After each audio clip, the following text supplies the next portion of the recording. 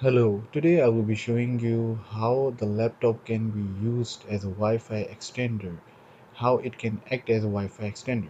So just go to the Windows bar and go to settings, and after going to the settings search for network and internet, and under network and internet just find mobile hotspot. Go to the mobile hotspot and enable share my internet connection with other devices. Okay, so once you have enabled, you can also edit the SSID name, which is also called the network name, and you can set the password as I have said here and press save. So let's go to the mobile phone and I will show you that the Wi-Fi we have currently extended, it is working or not. So now we are here in our mobile phone and let's go to the Wi-Fi section.